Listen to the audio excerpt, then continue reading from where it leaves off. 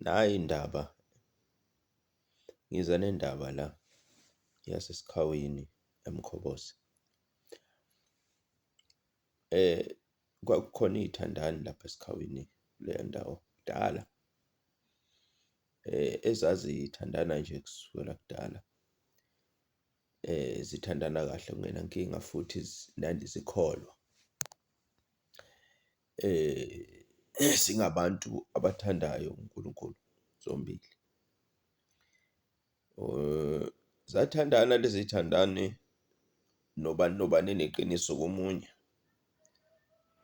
Zagcina zaze zafika esinqumeni sokuthi eyi sesithandanile asishade. Zashada, y'phila kahle nje lezi thandana. Indoda isebenza kahle lapha emafemini e-Richards Bay, kahle isebenza kahle kakhulu, ngoba banomuzi laphaya esikhawini eMkhobozi. Kwahamba ithe mayisuka-ke zayishada, zashada umshado omkhulu, indumezulu kakhulu nalo sisi. Bathe mase bewushadile lo mshado, bahamba baya kwi-honeymoon, bahamba babuya kwi-honeymoon. Wase umshado wabo, indoda yasibuyela emsebenzini. Ithe mayisibuyela emsebenzini yavelelwa ingozi enkulu le ndoda yemoto. Ithe mayisihamba iye esibhedlela, kwatholakala ukuthi le ndoda njengoba ingevelelwe ingozi nje ngeke isakwazi ukuhamba impilo yayo yonke, kusho udokotela. Isiyoba yinto yasembhedeni, isiyoba yinto efunzwayo, isiyoba yinto nje ethwalwayo, iyiswe ethoyilethi. Ayikho into neyodwa ezokwazi ukuzenzela yona le ndoda.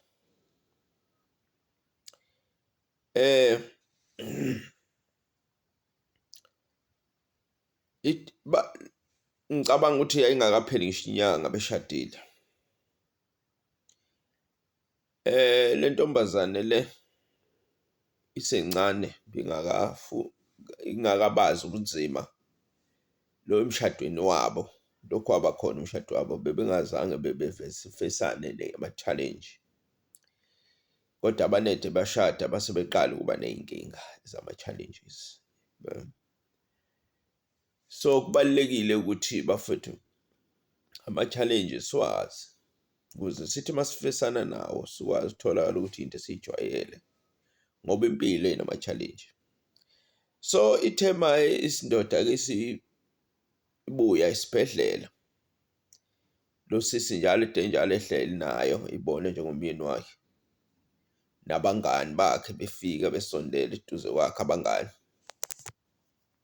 bemseka nomndeni.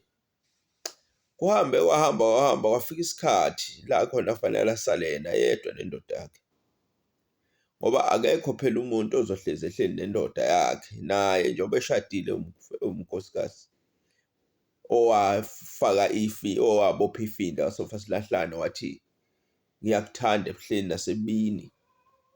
Nabu-ke lobu bubi, sebufikile ububi manje, futhi akasekho ozomlekelela, noma ababangani, nomngani uzofika fika amhlalise bese ethi, hawu mfowethu, nami sengihamba ngiya ey'ndaweni zami, ngiya ey'nkingeni zami, ngiya nomndeni nawo kanjalo.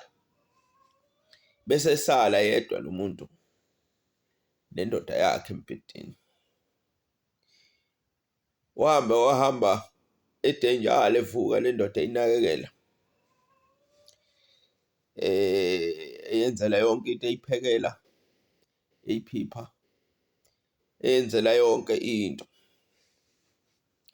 Kwahamba kwaba nayo imicabango yokuthi kahle kahle mina njengoba ngisemusha kanje, ngizohlalela le mpilo le yokuphiphana nomuntu kuyoze kube nini.